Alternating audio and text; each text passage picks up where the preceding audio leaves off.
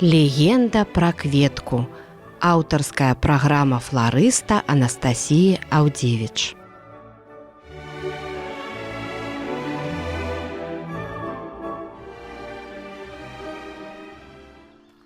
Хвала Христу, паважаныя слухачы і гледачы YouTube-канала Радыё Марыя.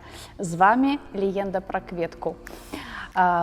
У нашай студыі, а сёння гэта парафія безаганнага зачацця Найсвяцейшай Панны Марыі, што ў Сухарова, Менск, Анастасія Аўдзевіч і любу майму сэрцу отец марыянин Константин Анашка. Хвала Христу. Хвала навеки еще раз. Молитва для початку. В имя Отца и Сына и Духа Святого. Амин. Просим Тебе, Пане, открой наше сердце, как мы чули все то, что хочешь нам сказать, и только то, что Ты хочешь нам сказать. Праз Христа, Пана нашего. Амин. Амин. Отца и Сына и Духа Святого. Амин. Отец Константин, вось пачынаем такую ботанічную частку нашай праграмы. З якога ж дрэва быў зроблен крыж? Ці ёсць нейкія звесткі, ці штосьці захавалася, вось нейкія гістарычныя дакументы? Пра што сведчыць? Ну, сам крыж знойдзены святой Аленай, ён захаваўся, і таму гэта дрэва адназначна вызначана. Это была чорная сасна, Pinus nigra, так называется на латинской мове. Пазней усе гэтыя пацвярджаюць уже гістарычныя баданні, але сам паколькі крыж знойдзены, пацверджаны, то вось гэта тое дрэва. А таблічка, вось гэты титулус, про які мы казалі, таблічка з віной з надпісам «Езус Назарэйскі, кароль юдэйскі», яна была зроблена з арэхавага дрэва, была пакрытая такой белай вапнай, так рабіліся гэтыя таблічкі, пакрывалі белай вапнай, і на ёй альбо чорнай, чырвонай фарбай, часам долатам, у выпадку у Хрыста гэта была чорная фарба, пісалі ўжо гэтую віну. І гэта пацвярджае, вось, напрыклад, пра таблічку такі гісторык Антоній з П'ячэнца. У 570 годзе ён піша, што ў 570 годзе быў у святой зямлі, дзе, як кажа, сам бачыў, трымаў у руках і цалаваў вось гэтую табліцу титулус з віной Хрыста. І пазней гісторыкі, батанікі, розныя археолагі, якія бадалі гэтую таблічку, пацвярджаюць сведчанне, што сапраўды сляды вапна, сляды фарбы пра гэтае дрэва крыжа. І гэта менавіта адзін з дрэва крыжа, гэта адзін з крытэрыяў афіцыйных, праз які касцёл прызнае сапраўднасць нейкіх рэліквій. Бо рэліквій крыжа па ўсяму свеце вельмі шмат. Ёсць два крытэрыі. Першае, што яно менавіта зроблена з чорнай сасны, з дрэва крыжа, і другая, што яно паходзіць, частка рэліквіі, з аднаго з трох месцаў, дзе Алена паслала крыж. Гэта значыць Іерусалім, Рым альбо Канстантинополь, што ёсць афіцыйны дакумент. То бок мы атрымліваем сасна чорная, Pinus nigra. Калі паглядзець арэал распаўсюджання гэтай расліны, то сапраўды яна досыць шырока расце на тых тэрыторыях, на тых землях. Гэта было самае простое, звычайнае, досыць таннае, дарэчы, дрэва. То есть, сапраўды гэта магло быць так. Так, можа, недзе у другіх частках імперыі іншыя выкарыстоўвалі, але на Блізкім Усходзе... Найхутчэй за ўсё. Але вось пытанне, канешне, па гэтай таблічкі, бо той арех, з якога была зроблена гэтая таблічка, гэта сапраўднае дрэва грэцкага арэха, самага простага грэцкага арэха, які мы ведаем. І гэта ўжо была не танная драўніна. Это было не таннае дрэва. То бок, сапраўды, бачачы такую, магчыма, важнасць вось гэтага чалавека, якога хацелі ўкрыжаваць, так, для таблічкі скарысталі дарагое дрэва. Можа, па-першае, таблічку вешалі не кожнаму, так? І, дарэчы, грэцкі арэх не паўсемесна там расце. Я не ведаю, это быў грэцкі арех. То бок я глядзела рэал распаўсюджання. Можа быць. Я думаю, па-першае, улічваючы спешку, это не рабілася там побач з крыжом. Я думаю, такія таблічкі рабіліся сапраўды, можа, для важных. Усё ж такі крыжаванне было палітычнай карай такой. можа, былі нейкія загатоўкі, такія вось зроблены з гэта арэхавага дрэва, а ўжо крыж рабіўся наспех там ужо па ходу працэсу, і толькі яны пазней толькі намалявалі ці там выдаўбілі гэтыя літары, напіс ужо перад самым укрыжаваннем. Вядома, што трэба таксама было часу, каб гэта падрыхтаваць. Таму я думаю, можа было так, што яны былі раней там неяк загатоўленыя гэтыя таблічкі. Ну, не першы раз рымляне ў Іерусаліме некага каралі. Але дакладна мы ведаем, што гэта вось непасрэдна грэцкі арэх. Гэта... Так, тая частка, которая захавалася, таблічкі, яна з арэхавага дрэва. То есть два дрэвы дакладна ведаем. Так. Але, зноў ж такі, ёсць досыць шмат вось такіх усялякіх легенд. Напрыклад, хтосьці кажа, ёсць такая нават тэорыя трохсаставнасці гэтага крыжа, што крыж быў зроблены з трох дрэў, ну, як бы аднамомантна, калі можна так казаць, да? Што гэта быў кіпарыс, што гэта быў кедр, і гэта была певха хвоя. Дакладна там няма такіх дасканаласці, якая непасрэдна хвоя, якая там гэта сасна была, ці то елка была, певха і кропка.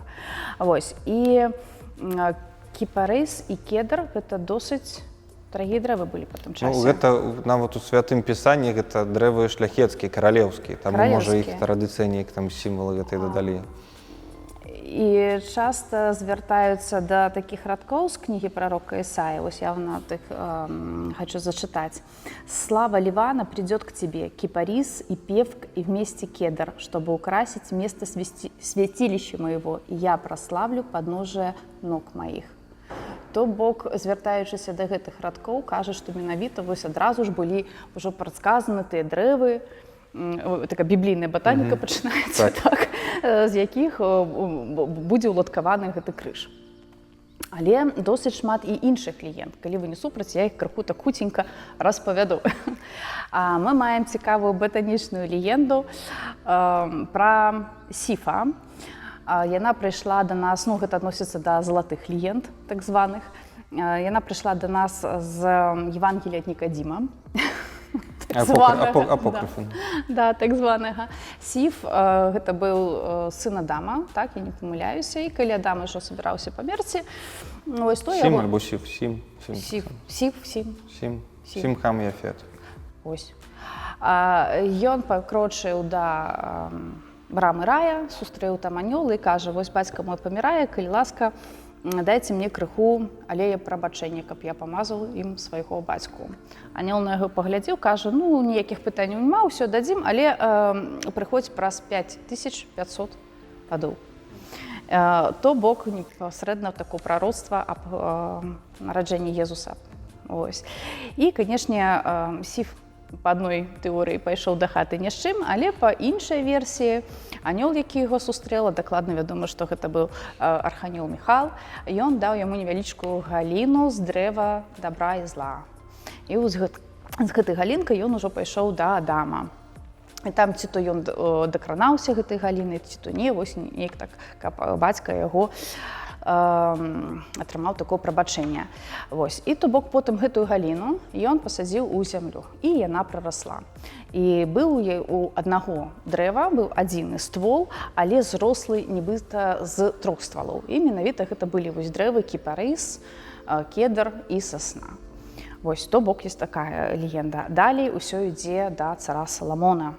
Бо дрэва гэтае вырасло вялікае, прыгожае, і стаяла яно, і ўсё было добра. Але Саламон пачаў будаваць святыню. І ён такой: які цудоўны будаўнічы матэрыял. Гэта дрэва секлі і вырашылі скарыстаць вось для будаўніцтва гэтай святыні. І тут пачынаецца, што яно то укарочвалася, да, то удлінялася. Тут ідуць і сюды. І ну, як яго карыстаць? Паклалі яго як мосцік праз рэчку Кедран, калі я не памыляюся. Поток Кедрон, так. Кедрон, так. І гэта дрэва ляжала там як мост. Ляжала яно сабе ляжала, але прыязджае да Саламона царыца Савская. Так, і яна, пабачыўшы гэтае дрэва, стала на калені, пачала маліцца і казаць, што гэта дрэва, на якім будзе ўкрыжаваны збаўца свету. Адмовілася пераходзіць па ім праз гэтую рэчку і пайшла ўжо пешу ў брод праз гэтую раку. Саламон, канешне, быў вельмі здзіўлены. А вось, але ну, жанчына как бы пайшла па вадзе, ну ён таксама вось, але ён гэты момант запомніў. І кажа, ну нешта мне так няёмка, што такое вось дрэва і вось яшчэ і сведчанне царыцы. То бок давайце яго прыбярэ, каб больш па ім ніхто не хадзіў. Бяруць гэтае дрэва і пераносяць яго, ну як бы карыстаюць ці кладуць побач, ёсць розныя версіі пры будаўніцтве такога нібыта басейна, дзе карысталі яго для абмывання вантроб ахвярных жывёл, авечья купель, кажуць, так? І што гэтае дрэва там увесь гэты час ляжала. І то бок анёл, ён быў такім вартаўніком гэтага дрэва, так? І вада ў гэтай купелі, яна была такая цудадзейная, шмат людзей, якія прыходзілі, амываліся ў гэтай купелі, ёсць такія звесткі менавіта ад гэтага дрэва, да, яны здараўляліся. І ляжала там гэтае дрэва, і ніхто яго падняць не мог, бо яно было вельмі цяжкое. Але калі пачынаюцца нашы падзеі, звязаныя з Хрыстом, то дрэва гэта ўсплывае на паверхню вады, і ну, нібыта гэта быў такі знак, што ўсё, трэба яго ўжо скарыстаць. Ну, цікавая такая легенда, на усю Біблію ў одно дрэва аб'ядноўвае, так это таксама сімвалічна. Так. Вось, ёсць яшчэ легенда, яна ўжо звязаная з Маісеем. Гэтая легенда распавядае нам пра тое, што менавіта анёл Маісею даў галіну дрэва, і ён яе пасадзіў, і вось гэтая галінка, яна потым прарасла таксама з аднаго ствала 3 розных дрэвы раслі. Па іншай версіі аж 4, бо 4 страны свету, там далучаецца яшчэ і пальма. Вось. Таксама ёсць меркаванне, што калі быў сусветны патоп, то вось вада дайшла аж да рая. Да, ведаеце вы, напэўна. І вось адна галіна там неяк адарвалася, плавала, потым ўсё ж такі неяк дайшла да зямлі. Яна таксама прарасла вось гэтым цудадзейным дрэвам з 3 ствалоў, і менавіта вось стала потым дрэвам, на якім укрыжавалі Хрыста. Але ёсць і яшчэ адна легенда, яна ўжо будзе апошняя, бачу па вачах айца. Не, слухаю, цікава. Гэта менавіта легенда пра Лота. Вось. І, дарэчы, яна вельмі нагадвае нам усе астатнія, але там легенда распавядае пра тое, што былі 3 посахі. Вось, і Лоту, як пакаранне за яго грахі, што прапанавалі рабіць, паліваць іх, каб яны прараслі. І вось кожны дзень ён браў свайго восліка, крочыў на раку Ярдан, набіраў там вадзічкі, у яго былі ўсялякія там перапыны, прыгоды. Вось, і прывозіў гэтую ваду і паліваў гэтыя 3 сухія посахі, каб яны прараслі. І яны сапраўды прараслі. Яны прарастаюць, яны пачынаюць зелянець, і менавіта з гэтага мы атрымоўваем таксама вельмі такое цудадзейнае вось дрэва, нібыта гэтыя 3 посахі потым перапляталіся неяк там, вось, і яны малі пад сабою такую выснову, што гэта будзе адзінае дрэва. То бок вось такое яднанне і супольнасць дрэў.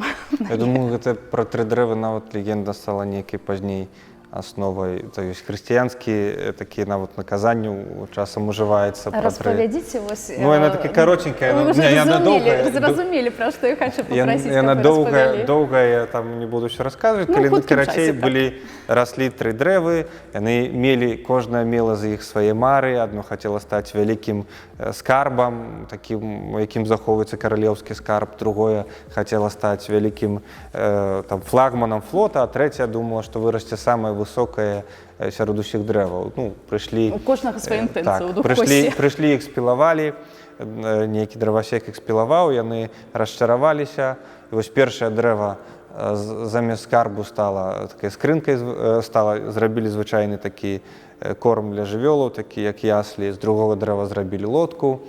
І вось першае дрэва стала тым яслем, дзе нарадзіўся Хрыстос, значыць, каралеўскім скарбам. Другое стала лодкай, у якой Хрыстос навучаў, можна сказаць, флагманам першым, а з трэцяга дрэва зрабілі крыж, які самае высокае узвялічанае дрэва. Это таксама такая прыгожая легенда.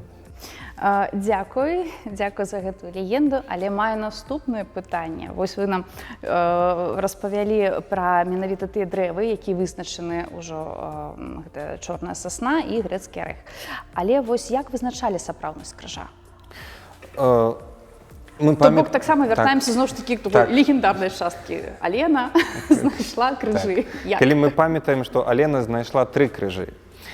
І быў такі ўжо ў нашым стагоддзі, там канец 90-х гадоў ён заняўся гэтай справай, можа раней, гісторык нямецкі Михаэль Хаземан, які проста пачаў збіраць усе інфармацыі, дакументы розных, збіраць вучоных, які заняўся гэтай справай. Пазней такі 2 палякі былі, Гжэгош Гурны, Януш Рощеконь. Вось Мintve Хаземан зрабіў вялікую працу. І ён паставіў збіраючы, бадаючы розныя крыніцы, ён спытаў, як мы можам быць, адкуль Алена магла ведаць, што гэта канкрэтна крыж Хрыстовы і што гэта менавіта тое месца. Ну, пра месца мы ўжо успаміналі мінулы раз, калі вы сказалі, знайшлі побач з Галгофай, і калі ведаць рытуалы габрэйскія, хутчэй за ўсё так яно адпавядае гэтаму.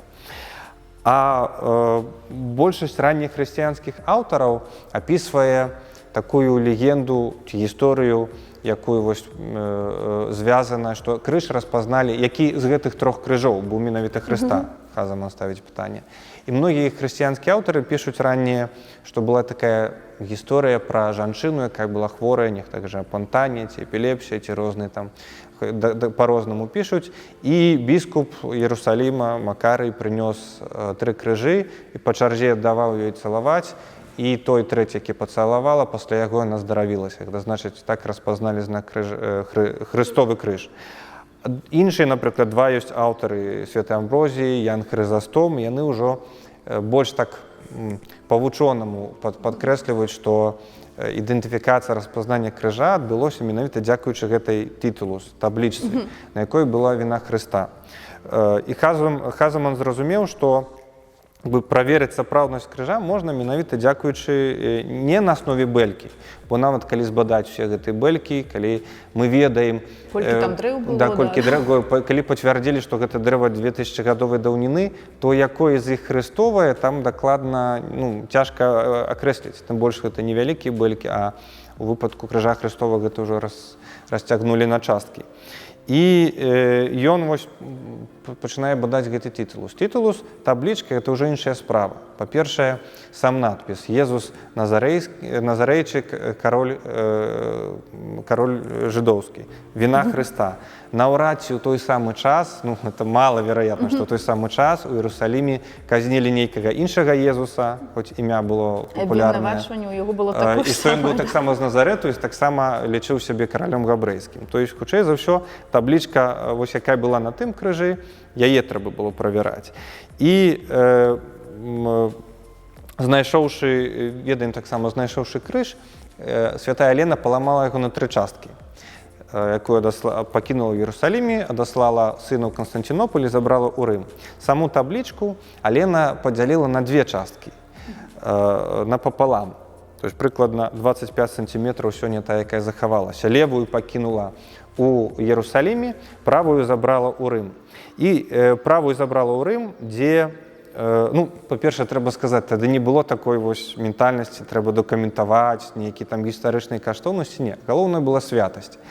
І яна пакінула левую ў Іерусаліме, правую забрала ў Рым, дзе размясціла ў сваім палацы, ён называўся тады Сесоніум.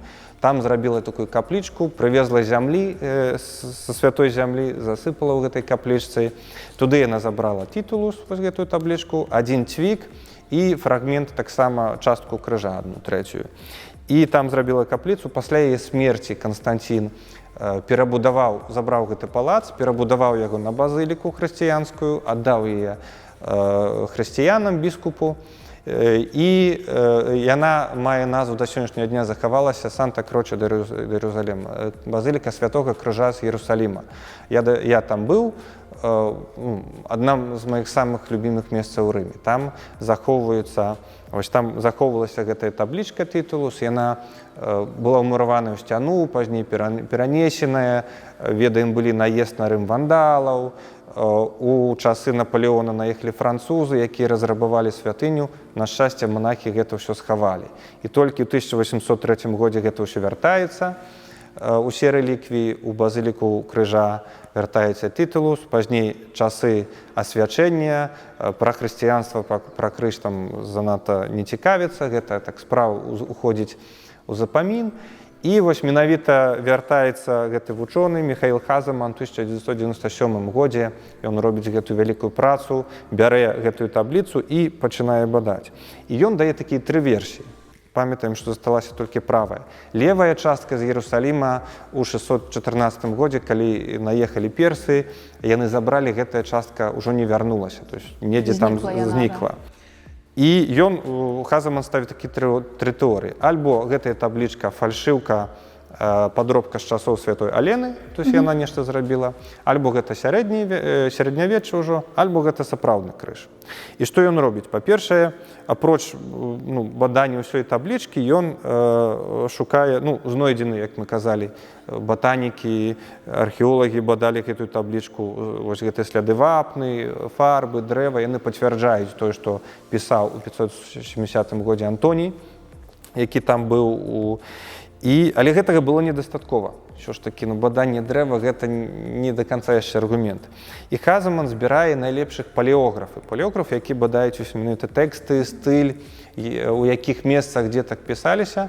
6 вучоных, найлепшых з таго часу, незалежных ад сябе, то есть там 2 ў Іерусаліме, 2 там недзе ў Грэцыі, паміж сабой не раіліся дакладна. І нават паміж сабой яны не кантактавалі, і кожнаму дае, вось 2 дае, напрыклад, 2 прафесарам па габрэйскай мове. Ён дае тэкст габрэйскі бадаць, грэцкі і той і лацінскі. І цікава вось некалькі рэчаў, якія пацвярджаюць. Па-першае, таблічка, вось гэтый правы бок, які захаваны, напісана па-габрэйску, па-грэцку і на лацінскай мове. У Евангеліі Яна напісана іншы парадак, напісана габрэйская, лацінская і грэцкая. То есть ужо нестыкоўка, якая на самой справе пацвярджае. Яны кажуць пазней, што калі б гэта была фальшыўка, то, напэўна, ніхто б не асмеліўся змяняць парадак. Яны пісалі ў такім парадку, якім напісана. Па-другое, напісана таблічка справа налево. То есть габрэйскі тэкст, ведаем, габрэйская мова пісалі справа налево, і грэцкі і лацінскі тэкст таксама напісаны як бы такім зеркальным адлюстраванні, люстэркавым.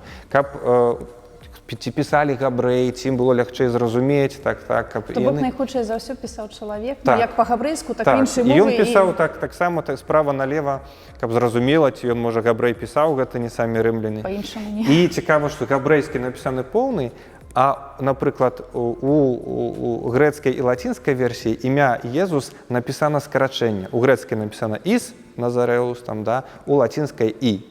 То есть імя Езус скарочана, можа, каб змясцілася. Таксама, калі б гэта рабілі фальсіфікатары, яны б не асмеліся ніколі гэта зрабіць.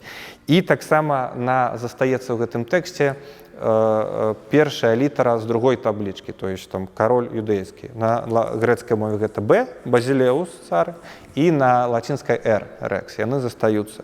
І прыйшлі да высновы, вось гэтыя 6 найлепшых палеографаў прыходзяць да высновы, што гэта сапраўды таблічка, яны адназначна выключаюць часы і Алены, і сярэднявечча, кажу, што такі стыль і габрэйскай мове, і лацінскай, і грэцкай, а паўтараю, яны бадалі гэта ўсё асобна, не ведаючы адзін аднаго.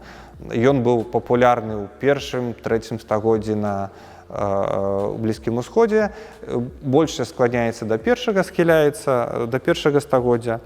І Хазаман адтуль прыходзіць да высновы, што тытулус круціс, гэта называецца, таблічка крыжа, ён сапраўдны. Фактычна з гэтага вынікае, што і крыж быў сапраўдны, цвікі, якія разам з ім былі. І пазней адзін з гэтых палеографаў таксама піша сваю працу, такі габрэйскі Карстен Петр Зіде, сваё расследаванне, дзе вось менавіта піша, яшчэ раз пацвярджае, што ніхто з часоў Алены ці з часоў сярэднявечча не ведаў палеаграфіі, то есть гэтых усіх баданняў, якія мы сёння ведаем, яны не маглі такім стылем напісаць. Па-другое, ніводзін фальсіфікатар не асмеліўся. Калі пісалі, ўжо там падраблялі, яны Паводле рабілі Евангелия. дакладна, як напісана ў Евангелі. А па-трэцяе, ну, яны б ніколі б не скарачалі ініцыялы. То есть такія рэчы, эта таблічка фактычна дапамагае нам распазнаць сапраўднасць крыжа. А што далей здарылася з крыжом, яго шлях такі, яго лёс? Бо вы распавялі, што Алена яго падзяліла так. на некалькі частак.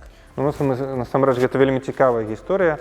Як ужо мы кажам, Хаземан пацвердзіў дакладна рэальнасць, сапраўднасць таблічкі, і яны ўскосна нам 3 крыжы гэтыя пацвярджаюць. Асабліва там, дзе была таблічка, значыць, быў крыж Христовы. А гэта ўскосна пацвярджае, што дужая частка, вялікая частка рэліквій крыжа, якісь па ўсім свеце, яны сапраўдныя, калі яны спаўняюць крытэрыі, калі гэта дрэва сасны і калі дакументальна пацверджана, што яны паходзяць з аднаго з 3 гарадоў. Святая Алена падзяліла крыж на 3 часткі. Адну пакінула ў Іерусаліме, другую забрала ў Рым і трэцюю перадала сыну ў Канстантінополь. Хутка з гэтых частак пачалі нейкія частачкі адразаць, адлупліваць, якія раздавалі супольнасцям хрысціянскім, нейкім пабожным людзям. То бок нават я ведаю такую легенду, што калі яна ўжо ехала да хаты, яна пабачыла анёла, які казаў, хто будзе прасіць, нікому не адмаўляй. Раздавай гэты крыж, вось нібыта, можа быць, гэта было так, і нейкі пакуль яна вандравала, пакуль яна была вось у дарозе такой, то яна, хто пытаўся, што гэта за дрэва, што вы там... Ну, вот і яна, і не толькі ў дарозе, гэта было это афіцыйна, ёсць дадзены, дзе імператары Канстантин некаму даў, і папы Рымі давалі, і біскупы Іерусаліма даваў, пасылалі. Это самая святая рэліквія для хрысціянаў. Кожная хрысціянская супольнасць хацела яе мець. Тады не было такога, як у нас, калі ёсць рэліквія за шыбай, з сігналізацыяй. Прыходзілі пілігрымы, цалавалі. Нехта сабе кавалак адгрыз, хацеў на шыі, пазней гэта насілі. І у 348 годзе Кірыл, патрыярх Іерусаліма, святы Кірыл, піша, што сёння святое дрэва крыжа ёсць не толькі ў маёй базыліцы, а ёсць па ўсёй зямлі. І з'явілася таксама думка, ужо ў 16 стагоддзі, можа, менш такая хрысціянская, Разм Роттердамскі, ён кажа, што нават вялікі гандлёвы статак не хопіць, каб усе гэты сабраць у адным месцы. А Мартін Лютер кажа, што калі б мы сабралі ўсе рэліквіі крыжа, то можам збудаваць цэлы дом. І адтуль нарадзілася такая думка, якая нават, на жаль, сярод католікаў, многіх хрысціянаў так насмешліва.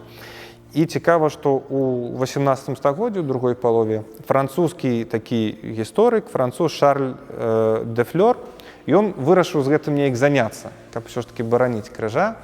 Ён пачаў збіраць афіцыйны дадзены, дзе ёсць афіцыйныя па касцёлах, кляштарах, нейкіх там замках, а іх вельмі шмат. Рэшткі крыжа, дзе ёсць афіцыйна пацверджана, пачаў збіраць.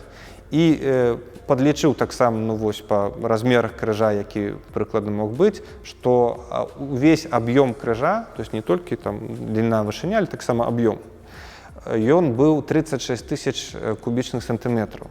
А ўсе вядомыя афіцыйна сабраныя рэліквіі, які ён сабраў, гэта каля 4 тысяч. Гэта нават не 1/9. То есть это такі міф, які менавіта пратэстанты, Мартін Лютер разам запусцілі такую, каб асмяшыць, а на самой справе это ж маленькія частачкі, якія захаваліся. І калі мы кажам пра лёс гэтых частак, першую частку святая Алена пакінула ў Іерусаліме. Ёсць шмат сведчанняў ўжо з першых вякоў хрысціянства, што базыліка гробу Пана, там ушаноўвалі рэліквіі, некаторыя кавалак перадавалі хрысціянскім супольнасцям, каб у сваіх касцёлах маглі маліцца, нейкім дарылі важным асобам. Пазней з'явілася нават функцыя такія святары, які называлі стаўрофілакса, то есть які стаялі там, нас баранілі гэтых рэліквій, побач стаялі, сачылі, каб ніхто там не адгрызаў кавалак, не адламліваў. Ну, конечно, яны там стаялі, не самі там часам адламлівалі, нават такія запісы, дзе нават нейкі святы быў, святы, не вспомню цяпер на те, які кавалачак там некаму перадаў, то есть такая пацверджаная інфармацыя. У 614 годзе Іерусалім захапілі персы, шах перскі Хазраер, другі, ён збурыў шмат святынь, крыж забраў у сваю сталіцу, Хазіфон, знікла недзе там другая частка вось гэтай таблічкі, і, канешне, абураны візантыйскі кароль Гераклій у 627 годзе адваяваў, разбіў персаў, забраў назад гэтай усе рэліквіі, частку ўжо таксама было загінула, і ёсць такая нават, і гэта пацверджаная інфармацыя, апісанне, і ёсць такая легенда, вось менавіта, што ён не мог падняць крыж. Але ўжо праз 10 год, недоўга шчасце доўжылася, праз 10 год наступаюць арабы, мусульмане, якія захапілі Іерусалім на стагоддзі. Спачатку яны так цярпліва, лагодна адносіліся да хрысціянаў, але з цягам часу, з гадамі, ўсё больш мусульманскім рабілася Іерусалім. Пачаўся пераслед хрысціянаў, іх забівалі, выганялі. У 1009 годзе збурылі базіліку гробу пана, і калі праз там некалькі дзесяцігоддзяў крыжакі вярнулі горад, хацелі знайсці рэліквіі крыжа, аказалася, што яшчэ ў 638-м, калі арабы толькі наступалі, патрыярх Іерусаліма, баючыся, ён падзяліў крыж, гэтую іерусалімскую частку, на 19 і разаслаў па ўсім свеце. У Грузію, у Грэцыю, такім некалькі мясцінаў захаваліся толькі 3 часткі. І гэтыя рэліквіі наступныя гады, прыйшлі крыжакі, утварыліся там на 100 ці 150 год так званае лацінскае каралеўства Іерусаліма, які крыжацкія ордэны пільнавалі. Тады з'явіўся таксама ось гэты адзін з крыжоў іерусалімскі. І паколькі крыжакі знаходзіліся ў фінансавай такой крызісе, гэта было ўтрыманне арміі, ўтрыманне людзей, яны забяспечвалі пілігрымаў, баранілі, і яны пачалі распрадаваць. Па-першае, яны раздавалі сваім важным асобам нейкі. То бок пачаўся гандаль такой святыні. Так, гандаль святыню. Часам быў гандаль, часам сапраўды звярталіся нейкі там касцёлы, парафіі, такі супольнасці, дайце нам частку. Это давалася афіцыйна, часам распрадавалі, і ўжо у 1187 годзе Саладын, султан, захапіў каралеўства Іерусалім, забраў тое, што засталося ад рэліквіі ў Дамаск. Ёсць легенда, што каралева Грузіі прасіла выкупіць яго, але не згадзіўся, дзе загінула гэтая частка, да сённяшняга дня невядома. Другую частку мы памятаем Алена... То бок з Іерусалімам кропка. Мы ўжо даведаліся гісторыю той часткі. Але застаецца яшчэ Рым і Канстанцінополь. Вось другую частку Алена забрала ў Рым. Доўга гэты фрагмент быў разам з таблічкай, з цвіком у Санта-Кроче, у базыліцы Святога Крыжа. Пазней папа Урбан VII, здаецца, у 1629 годзе, калі скончылі будову базылікі Пятра, ён забраў рэліквію крыжа, маленькі кавалачак пакінуў там у Санта-Кроче, а гэтую частку крыжа вялікую перанёс у базыліку Пятра. Таксама на працягу гісторыі гэтай частачкі крыжа розным супольнасцям раздаваліся, рымскую ўжо так не распрадавалі. Гэта была такая афіцыйная проста перадача рэліквій з пабожнасці, з веры для людзей, там маленькія кавалачкі. І сёння, калі прыязджаем у базыліку Пятра, на сярэдзіне стаіць такі купал, як бы такі, з 4 калонамі. Гэтыя 4 калоны, яны 4 калоны, якія трымаюць галоўныя хрысціянскія рэліквіі. То есть адна гэта менавіта дрэва крыжа, другая гэта хуста Веранікі, чэрап святога Андрэя апостала, і чацвёртая это кап'ё Лангіна, якім прабілі бок Хрыста. І там яно захоўваецца, а у базыліцы Санта-Кроче захоўваецца вось такі маленькі рэліквіяры, з кавалачкамі крыжа захоўваецца цвік, захоўваецца 2 терні з кароны, захоўваецца бэлька гарызантальная з крыжа іншага, называюць бэлька крыжа добрага злачынцы. Каб прыкладна можна ўбачыць, як візуальна выглядаў крыж. І вось тое, што маем сёння, такая рэальна гэтая частка захавалася. Рымская. А трэцяе Елена перадала ў Канстанцінополь. Там таксама цікава, што ў 330 годзе Канстанцін будуе палац Аўгустінум, каралеўскі імператарскі палац. Пасярэдзіне ён ставіць такі трыумфальны камень, трыумфальная такая арка камень, які называе Мільён. як мільён, і над ім купал. У гэтым купале на самай вяршыні былі рэліквіі, вось гэта частка крыжа, частка рэліквій. І чаму? І да гэтага каменю ад яго адлічваліся ўсе дарогі, якія вялі ў Рым. То бок Канстанцін хацеў паказаць, што усе цэнтрам свету з'яўляецца крыж. І, конечно, большая частка крыжа захоўвалася ў каралеўскім імператарскім скарбніцы.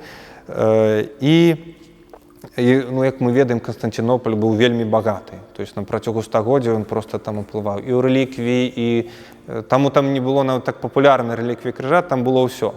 І калі ўжо пачаліся крыжацкія выправы, у 1204 годзе крыжакі, это былі пераважна французскія арміі, Венецыя, калі ішлі на святую зямлю, ну, навошта нам ісці святую зямлю, мы зайдзем там, дзе пабагаче. Ну і пашлі па дарозе ў Канстанцінополь, разбілі яго поўнасцю, там дашчэнту разрабавалі. Это да сённяшняга дня такая крыўда там усходніх хрысціянаў на католікаў лацінскіх.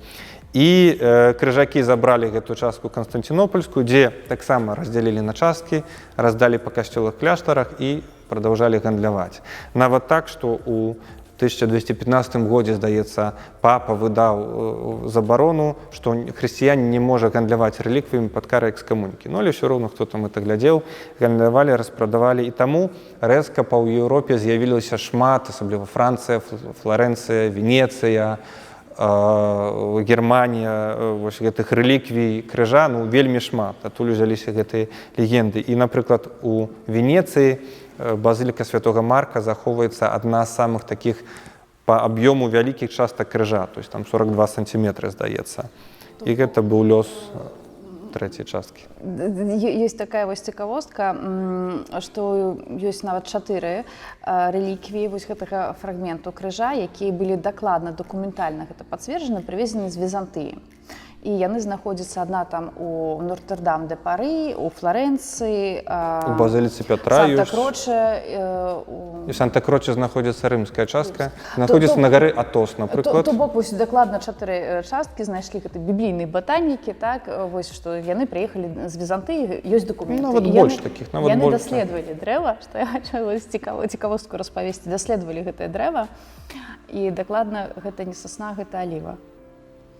І вось паўстае такое пытанне, да.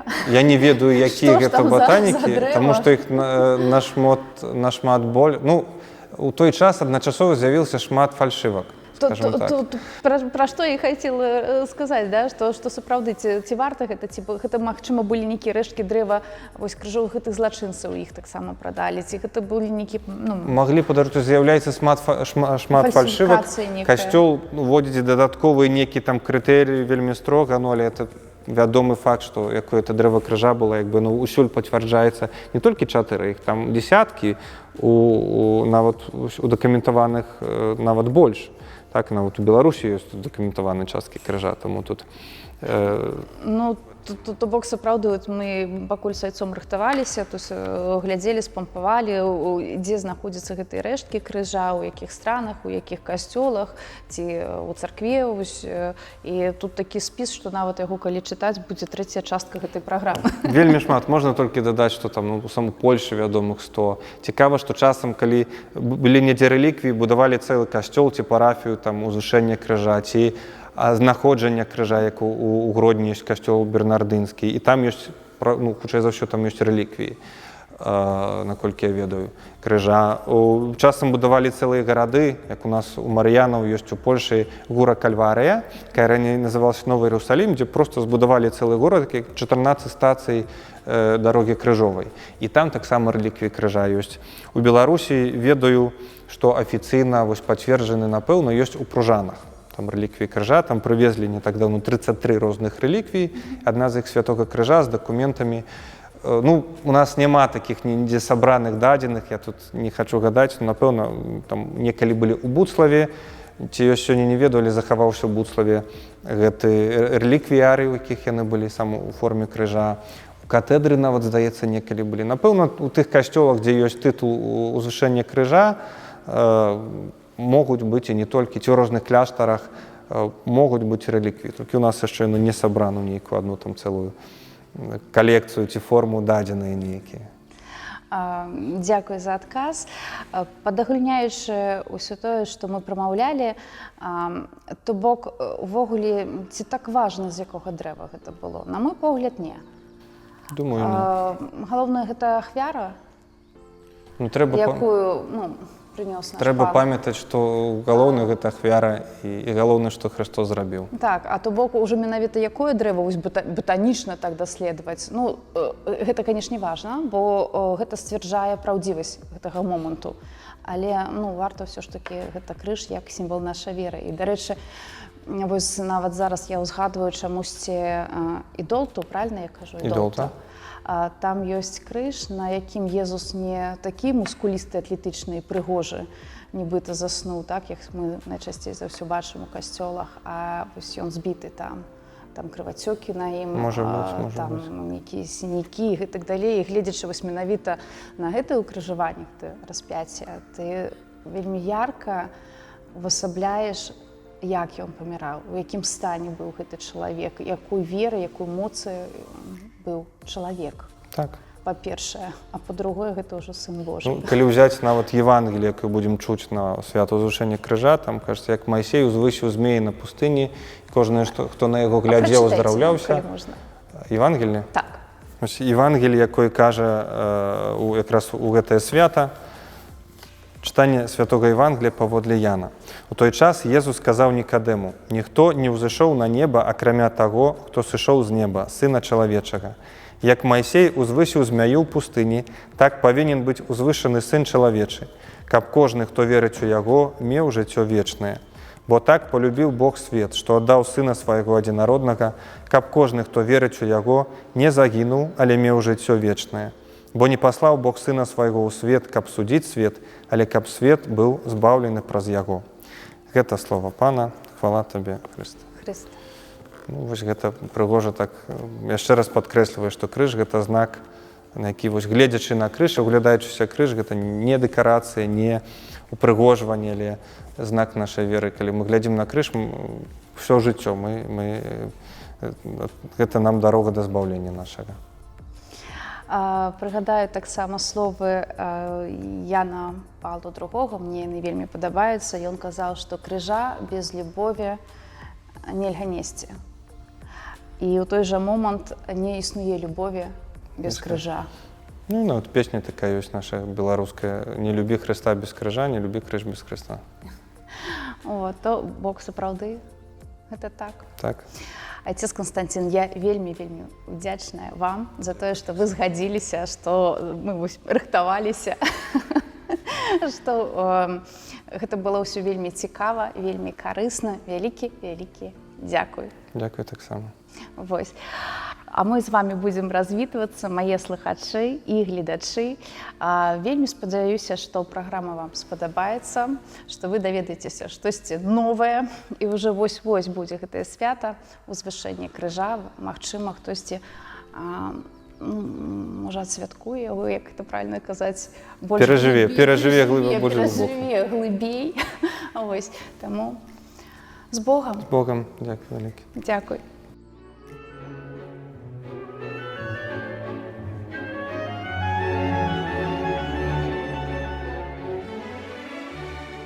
Легенда пра кветку.